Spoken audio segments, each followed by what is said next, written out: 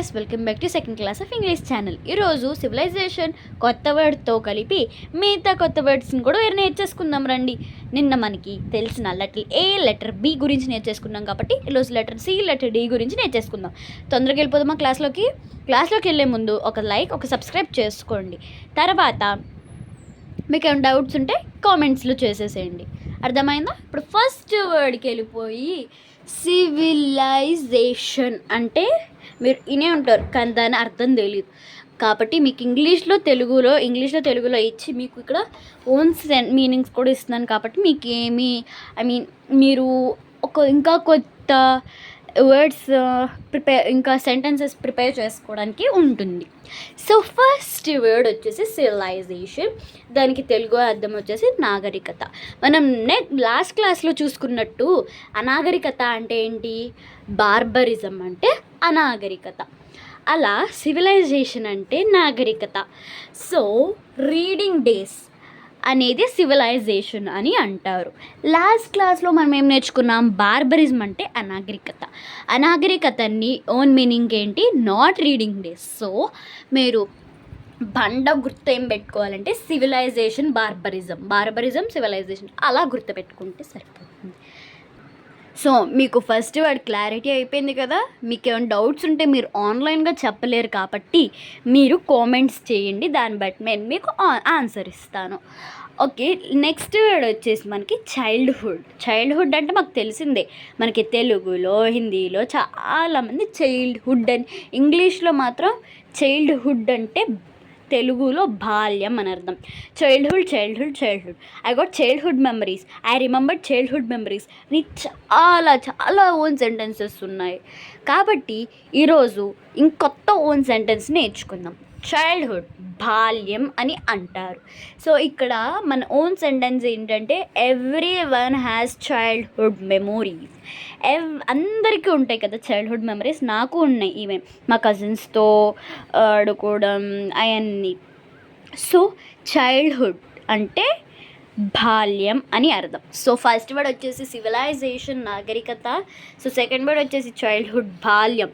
So third word వచ్చేసి courtesy. మీ స్కూల్స్లో వెళ్ళుంటారు మీ teachers, I didn't got courtesy, I will go from the school అంటారు. కానీ మీకు కర్టసీ అంటే ఏమీ బ్రెయిన్కి ఎక్కదు. కర్టసీ అంటే పర్లేదు అనుకుంటున్నారు, that is wrong. So courtesy అంటే మర్యాద. కర్టసీ ఎందుకు, రెస్పెక్ట్ అని కూడా అనొచ్చు కదా. That is old English. నేను నిన్న చెప్పినట్టు దట్ ఈస్ ఓల్డ్ ఇంగ్లీష్, ఇది మోడ్రన్ ఇంగ్లీష్ అని అంటారు. సో కర్టసీ అంటే మర్యాద. సో ఇక్కడ మీకు మెమోలో చూసేస్తేనేమో ఇటు సైడ్ మీకు ఇంగ్లీష్లో తెలుగులో చెప్తాను, నేను ఇటు ఓన్ సెంటెన్సెస్లో చెప్తాను. Courtesy, she don't have courtesy on me అంటే తనకి నా మీద మర్యాద లేదు. సో ఫస్ట్ వర్డ్ వచ్చేసి ఏంటిది, సివిలైజేషన్, నాగరికత, చైల్డ్హుడ్ బాల్యం, కర్టసీ మర్యాద. సో ఫోర్త్ వర్డ్ వచ్చేసి క్రూయల్ ఆర్ క్యూరలిటీ. సో లాస్ట్ క్లాస్లో విన్నట్టు క్రూయల్ అంటే క్రూరత్వం, అంటే లాస్ట్ క్లాస్లో బీతో వచ్చింది ఒక క్రూరత్వం అనేది కూడా. బార్బారిటీ అంటే కూడా క్రూరత్వమే. అది 2 వర్డ్స్ లాగా యూస్ చేస్తారు. So cruel, she has more cruelty అంటే తనకి మోర్ అంటే తనకి ఎక్కువగా క్రూరత్వం ఉన్నది. ఫస్ట్ వర్డ్ సివిలైజేషన్, నాగరికత. సెకండ్ వర్డ్ చైల్డ్హుడ్, బాల్యం. థర్డ్ వర్డ్ కర్టసీ, మర్యాద. ఫోర్త్ వర్డ్ క్రూరత్వం. సో ఫిఫ్త్ వర్డ్ వచ్చేసి మీకు ఈ 2 వర్డ్స్ జాగ్రత్తగా వినండి, ఇవి కొంచెం మీకు డిఫరెంట్గా అనిపిస్తే కానీ నేర్చుకుంటే ఈజీని. సో కోవార్డ్ అంటే కౌగులు చేసే వ్యాపారి కోవాడా కాదు, కోవార్డ్ అంటే పిరికివాడండి. సో కవార్డ్ పిరికివాడు. మీరు అంటూ ఉంటారు కదా, నువ్వు పిరికివాడివిరా, నీకేమీ రాదు, అన్నీ పిరికితనంతోనే చేస్తావు. పిరికితనం అంటే కోవార్డీస్. ఓకే, సో కోవార్డ్ పిరికివాడు, దానికి ఓన్ మీనింగ్ చూసేద్దాం రండి. హీ ఈస్ కోవార్డ్ అంటే తను పిరికివాడు. సో కోవార్డీస్ మీకు అర్థమయ్యేటట్టు చెప్తున్నాను, అర్థం కాకపోతే కామెంట్ సెక్షన్లో కామెంట్ చేసేయండి, దాన్ని బట్టి మీకు కరెక్ట్ ఆన్సర్ ఇస్తాను. కోవార్డీస్ పిరికితనం, హీ హ్యాస్ కోవాడీస్, తనకి పిరికితనం ఉన్నది. సో ఫస్ట్ వర్డ్ మనకి సివిలైజేషన్ నాగరికత, చైల్డ్హుడ్ బాల్యం, కర్టెసీ మర్యాద, క్రూయల్ క్రూరత్వం, కొవాడ్ పిరికివాడు, కొవాడీస్ పిరికితనం. సో మీకు అర్థమైంది కదా, ఈ వర్డ్స్ అని మీకు స్మాల్ సెక్షన్లో మీకు నేర్పించేశాను. మీకు ఇంకా ఈ ఆల్ఫాబెట్తో ఇంకేమైనా డౌట్స్ ఉంటే కామెంట్ సెక్షన్లో కామెంట్ చేసేయండి. సో కంపల్సరీ సబ్స్క్రైబ్ చేసుకోండి మరిన్ని వీడియోస్ కోసం. మీకు జెడ్ వరకు చెప్తాను నేను, ఓన్ వర్డ్స్ రోజుకి 3 or 4 ఆల్ఫాబెట్స్ చెప్తాను నాకు అవైలబిలిటీ గురించి. ఓకే, మీరు నోట్ చేసుకోండి. సో నోట్ చేసేసుకున్న తర్వాత సబ్స్క్రైబ్ మాత్రం చేయకుండా మర్చిపోండి. So next word D, alphabet డీకి వెళ్ళిపోదామా? సో నౌ లెటర్ డీకి వెళ్ళిపోదాం.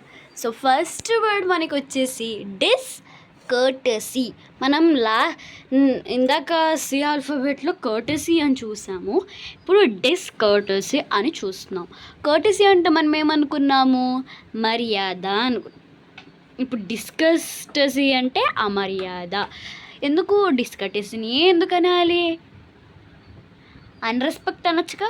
కాదు, ఓన్లీ అది వెరీ గుడ్ ఓల్డ్ ఇంగ్లీష్. ఇది new English means modern English. ఒక న్యూ మీనింగ్ చూద్దాం. షీ హ్యాస్ డిస్కర్టసీ, తనకు అమర్యాద ఉన్నది. సో సెకండ్ వర్డ్ వచ్చేసి drought. What is that? Drought. So మనకి డ్రౌట్ కొత్త వర్డ్గా అనిపించుంటుంది, కానీ అర్థం చేసుకుంటే చాలా ఈజీ. మీరు డ్రౌట్ అంటే ఏమనుకోవాలి అని అంటే చిన్న చిన్న పగుళ్ళు మీకు కాళ్ళకు వస్తాయి కదా చాలామంది మదర్స్కి. ఇది ఫ్రూట్ అనుకోండి, పగుళ్ళు వస్తే చూసారా, వాటిల్నే డ్రాట్స్ అంటారు. అనావృష్టి, there are droughts in our village. So మనకి రాయిలు ఉంటాయి, సో మధ్యలో ఇలా ఉంటాయి కదా గ్యాప్స్, ఇలా ఉండి గ్యాప్స్ స్క్రాచెస్ లాగా ఉంటాయి. సో స్క్రాచెస్ అనే ఇంకో వర్డ్ని డ్రాట్ అని అంటారు.